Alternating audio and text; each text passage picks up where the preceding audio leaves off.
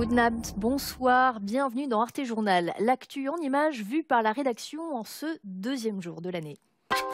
Attaque d'une base aérienne stratégique en Inde, les assaillants auraient appartenu à un groupe islamiste basé au Pakistan.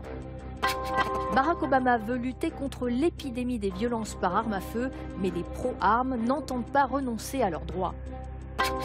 L'art comme échappatoire au quotidien en psychiatrie, c'est ce que proposait un atelier en banlieue parisienne. Aujourd'hui, le pavillon est menacé. Reportage en fin de journal. Frères ennemis, l'Inde et le Pakistan viennent à peine de relancer leur dialogue après la visite du Premier ministre indien à Lahore il y a une semaine. C'était sans compter sur les islamistes. Des assaillants pakistanais ont attaqué ce matin une base aérienne côté indien. Ils appartiendraient à un groupe connu pour combattre l'Inde dans le Cachemire, une région très disputée. Le récit d'Evelyne Herbert. Colère dans le monde chiite après l'exécution d'un important chef religieux contestataire en Arabie Saoudite. Le responsable chiite et 46 autres personnes ont été condamnées pour terrorisme lors de procès contestés. Leur exécution met le feu aux poudres dans la région.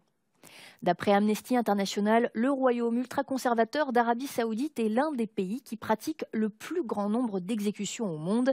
Les précisions d'Ulrike Dessler. C'est l'un des hommes les plus puissants au monde et pourtant, Barack Obama ne parvient pas à détrôner le sacro-saint deuxième amendement de la Constitution qui garantit à tout citoyen américain le droit de porter des armes. Malgré les tentatives du président, le lobby des armes à feu bloque le Congrès sur la question. Mais face à la recrudescence des violences et des morts en 2015, le président des États-Unis a promis d'agir. C'est même sa première résolution de la nouvelle année. La bataille s'annonce difficile. Les détails avec Anya Valtarait. Et puis d'autres nouvelles du monde en bref, triées et rassemblées par Manuel Dantas.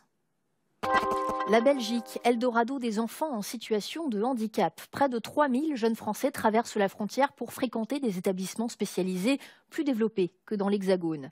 Méthode plus adaptée, accompagnement particulier, c'est ce que viennent trouver les familles. C'est le cas par exemple des enfants autistes. À Louvain-la-Neuve, un lycée pour autistes a été créé il y a 2 ans. Il perçoit des financements publics et privés et l'établissement s'appelle Les Fantastiques. Reportage signé Marion Wagner et Frédéric Furnemont. L'art pour briser le quotidien de l'hôpital psychiatrique. À Neuilly-sur-Marne, un atelier a été créé il y a plus de 30 ans pour permettre à des patients de s'exprimer par la peinture ou la musique. Un endroit baptisé l'atelier du non-faire dans un pavillon de l'hôpital. En 2005, l'institution psychiatrique a fermé ses portes et ce lieu unique est menacé de démolition pour laisser place à des logements sociaux. Depuis, une association se mobilise pour conserver les milliers d'œuvres des malades.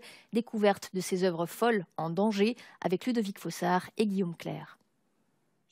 Tout de suite, votre magazine Géo consacré à la protection des éléphants du Kenya. À 20h50, cap sur la mer Baltique dans un documentaire avec des paysages vus du ciel. Et puis à 22h15, enquête sur les nouveaux faiseurs de tubes dans l'industrie musicale à l'heure du streaming. Quant à moi, je vous retrouve demain à cette même place pour le journal de 19h45. Schönen Abend und frohes neues Jahr. Bonne année. Tschüss.